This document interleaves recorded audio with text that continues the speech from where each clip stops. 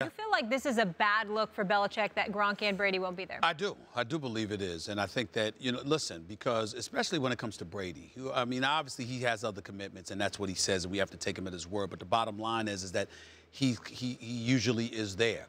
Gronk, supposedly he wants some new money, one story. Another story says he wants to retire. We don't know what the situation is. But, again, I'm going to annoy you with this, Jeff, in all likelihood, because I've annoyed everybody else in the NFL with this. I've held on to that Malcolm Butler situation. I really, really have. And I'm adamant about it. What I thought he did, what Bill Belichick did, was so cruel. A guy that played 97.8% of the snaps throughout the season, 100% of the snaps in a postseason against Tennessee and then Jacksonville, to not play in the Super Bowl at all. This is, I think that, and I'll say this to Max as well, because I think that from the timing issue, this is what I'm saying. The world that we're living in today, the athletic world has changed. Players are more outspoken than ever before. Things resonate with them far more profoundly. And even though the New England Patriots have run a tight ship and Bill Belichick has been successful with that, Tom Brady's had a lot to do with that. Tom Brady's record as a starting quarterback is 196-55. Bill Belichick, without Tom Brady, throughout his career, his record is like 54-63. Now I understand that Bill Belichick. You're talking about like when he was with Cleveland. I'm just saying. I'm just saying it. Well, again, what I'm saying is that overall, in other words, your success has been directly connected to Tom Brady and vice versa. Absolutely. And Tom Brady has taken pay cuts. He's restructured deals. He's made a lot of sacrifices. I only bring that stuff up, Jeff, to say this: in today's generation of players, they're very big on, excuse me, I did this for you. I made sacrifices for you. What, don't I get something in return? They're looking at you like that. Back in the day, that may not have been the case, but with the advent of social media, with everybody having a voice and a freedom that they never had before to have a voice and to speak out, I think those things resonate. I don't think it can be ignored. I'm not saying it's the be-all and end-all, but things are a bit different in New England today. Is it a bad look for Belichick? We're obviously talking about the optics. It's not good. The optics aren't good for Belichick. But look a little deeper. It's actually a bad look if you look hard enough for Robert Kraft. Because Belichick has always been the buck stops with him in that organization. He makes the decisions, and then in recent years has also been the GM.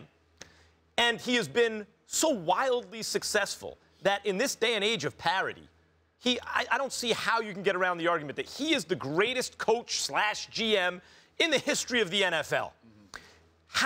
Look at all the Super Bowls. I want to address the Malcolm Butler thing quickly. First 3 were decided by a field goal, all wins. The 2 against the Giants came down to 1 play, both losses. The 1 against the Seahawks came to the last play, a win. Same thing with the Falcons, a win. Same thing with the Eagles, a loss. In other words, Bill Belichick gets you to the doorstep of a championship every time. And then the question is, do the players make plays, yes or no? That's what the greatest coach ever does. It's amazing that you're always right there. And his decision in that game not to play Butler, I believe, was designed to force Nick Foles to beat him with his arm. Don't let him beat you with the run. He did the same thing with Mario Manningham with the Giants. Let the 3rd best receiver beat him. If that guy makes a play, what are you going to do? You can't control everything in the game. The reason it's a bad look for Robert Kraft is because right now, Belichick's being questioned and undermined in a new way because at the moment of truth, Brady always accepted Belichick's way, but when it was about to affect him, and Belichick's like, I'm 41 years old, I like this Jimmy G guy, we're going to maybe go in that direction. Brady, as it's widely reported, went to Kraft, and the owner sided with the quarterback, undermining the GM and coach, and it hasn't been the same since. Can I just add one thing before you jump in? This is not unprecedented. No. So he's missed voluntary workouts in 08, 09, 010. So this isn't like the first time this has ever happened. Right. Yeah, no, that's a great point. I will say this. When you look at the Patriot way, which is the Belichick way, let's just be real, that's the Belichick way, there is something substantial underneath all of this. And I'm with you. We're not going to make this bigger than it is because this can all be settled really quickly. But the reason it's a big deal for me is because it is a change of behavior, right? You have a pattern of the way the Patriots have done it for the last 17-plus years. This is how they do it. They check every box. They go, and I would disagree with you, and I agree with Stephen A. right here. That was a divergent on Malcolm Butler. The Patriot way is you put your best 11 on the field and let them go. And I don't care how you slice that pie, Malcolm Butler was the best player that they chose not to play. And for whatever reason they did, when you hear Amendola come back and you hear all the guys talk about, I don't understand, because they all know that their job is held by Bill Belichick. And some don't have the ability to speak out and voice their opinion. But, Jeff, isn't it the Patriot way to be on the team plane?